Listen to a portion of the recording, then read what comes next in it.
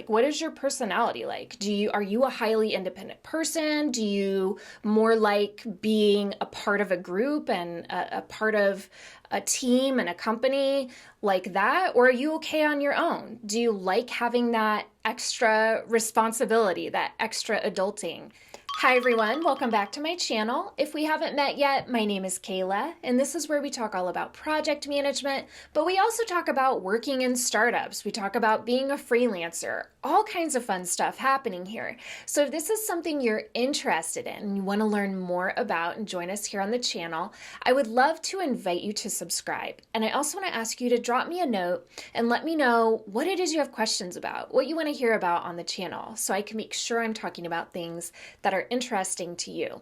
Okay, on to today's topic. Today I'm going to talk about being an employee versus a freelancer, some of the pros and cons that go along with each, because I know a lot of you out there are thinking about taking the leap from being an employee and going into being a freelancer. I just want to talk through a few of the pros and cons, a few of the things that I would suggest you really mull over before you take that leap, because I gotta say, it's not for everybody. There are definitely some bits of this that may be more difficult for some of you to swallow than others. So I just want to share a little about my experience and what some of those difficulties have been for me.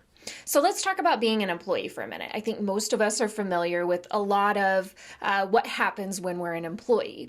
We are essentially trading our dollars for hours, right? We're working a certain amount of time, we're doing a certain amount of work, and we're making the same amount of money every week, every 2 weeks, every month, whatever it is.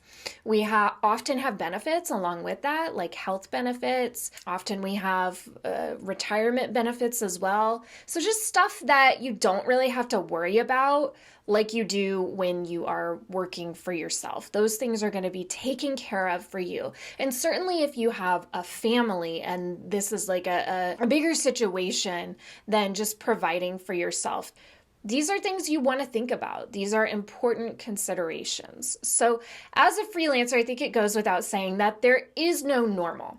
There really is no regular income. Now, of course, this depends on what sort of contracts you sign and what clients you sign, because you could be a freelancer and sign, a client for like a year or 2 years. You could grab some contract position. But for me, that's really not what being a freelancer is all about. If I'm going to sign a contract for like a year or 2 years with a company, then I don't have the freedom that I want to have as a freelancer. Like, it better be a pretty good deal in order for me to do that. So as a freelancer, you're typically not going to have as much of that regularity, as much of that stability financially. So if this is hard for you, if you're a person who gets really stressed out, really overwhelmed with financial stuff, and you're not sure that this would make sense for your lifestyle, then you're going to want to think twice about this. I'll share with you a few things that I did to help myself be in a place financially to where I could kind of have those moments of, oh my gosh, I don't know if I'm going to make money for a month or 2 months or whatever it is, because that happens. It totally does.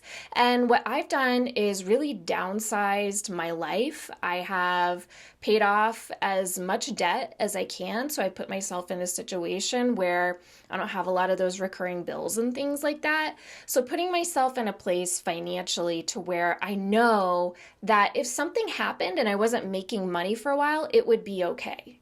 Like, I would be okay. I wouldn't need to move in with my parents or something like that. It would be okay. And so I would highly suggest to you, if this is something that you could do, if you could kind of ramp up to your freelancing life, if you could save, if you could downsize your life, if you could put yourself in a situation where you're not going to be stressed out if money isn't coming in regularly, and if it doesn't come in for like a month, 2 months, 3 months. I've heard the rule of thumb is to have 6 to 12 months worth of savings, just in case, right? So like you could pay all of your bills and be okay. But hopefully as a freelancer, you're not going through a dry spell of like 6 to 12 months. That would indicate that something is probably really wrong with whatever whatever's happening there.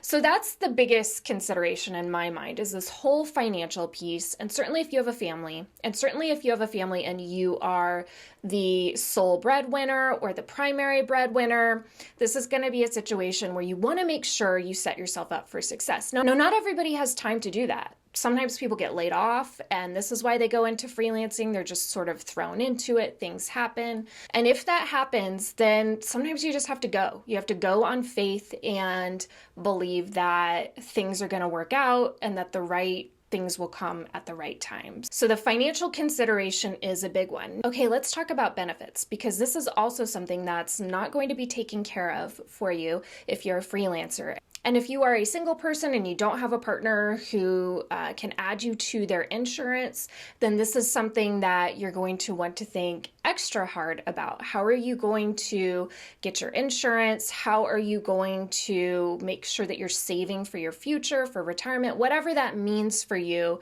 These are things that you're going to have to take care of yourself. This is not something your employer is going to take care of for you.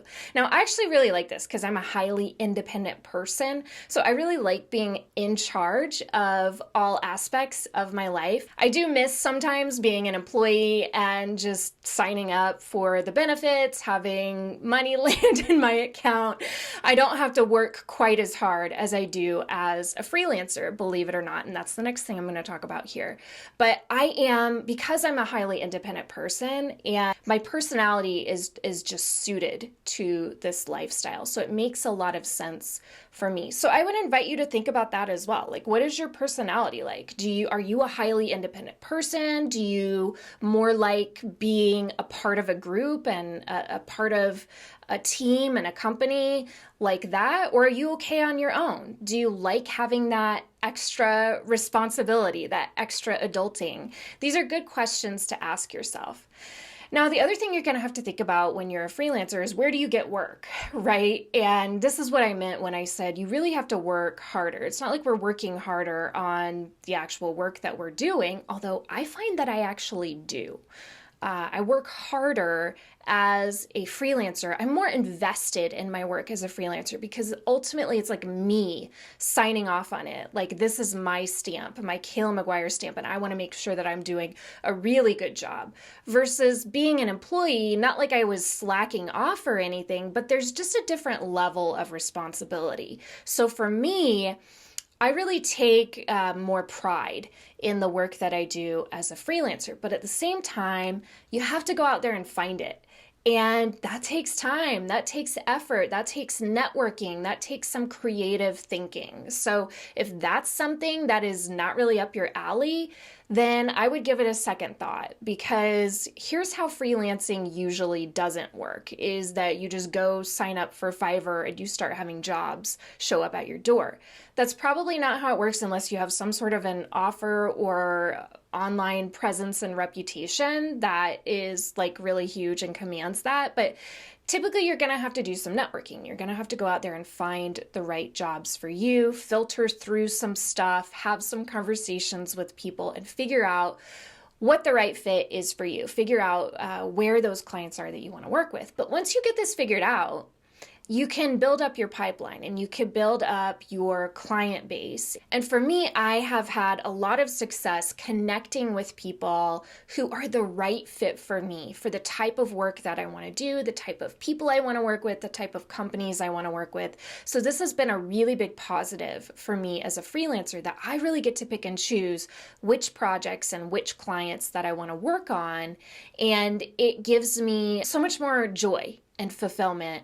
And I feel like this is really working toward my purpose versus working at a company and doing what other people tell you to do day after day after day. Now, I know it's not that much of a slog usually, but with my personality and being highly independent, I found that I like this. I like this world of freelancing, and I really like, this is another thing, I'm sort of just talking in this video. So thank you for watching this as I'm being completely unstructured and just unloading on you all about freelancing. But one of the other things I really like about freelancing is the creativity element of it. The ability for me to have an idea, figure out what that means and how I want to execute. So whether that's working on a website or working on some promotional material or making a YouTube video, whatever it is, I have that freedom to add in some creativity in my day and do some stuff that is interesting to me and keeps my mind engaged. So that's a really big plus for me.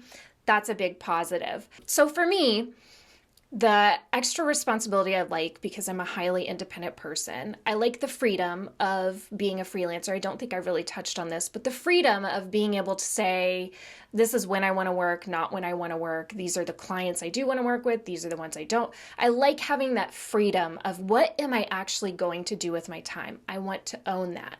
But on the flip side, we have to be really careful financially that we're making good decisions and setting our lives up in a way that is going to allow for this freedom and this flexibility. Now, I do have to tell you, I work a lot.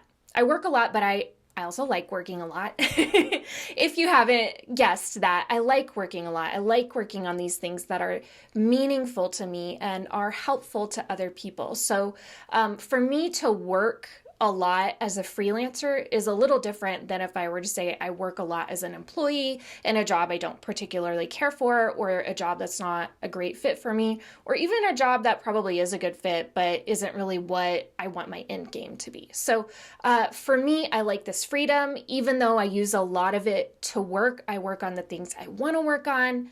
Also, as a freelancer, you tend to spend a lot more time alone. So I like this, but on the flip side, I miss like being a part of a team and gathering and doing some of that other stuff, but I don't miss it that much. So I can't say it's a big negative for me. I really like having my free time and my space and owning all of that. Those are really my key takeaways of freelance versus being an employee. Like I said, it's not for everybody, and that is totally okay. So if you are considering getting into freelancing, if you're an employee right now, like I said, consider what I've just said. Really think hard about it. Think hard about your lifestyle, your financial situation, what that would mean for you, for your own mental health. Because like I say, you're going to spend a lot of time alone. And if you're not okay with that, if you have any doubts about that, I might shy away from being a freelancer just because it's gonna be that for you. What do you guys think? Are any of you freelancers? What have you noticed are some pros and cons about freelancing versus being an employee? I would love to hear from you. I hope this was helpful, and I'll see you next time. Bye.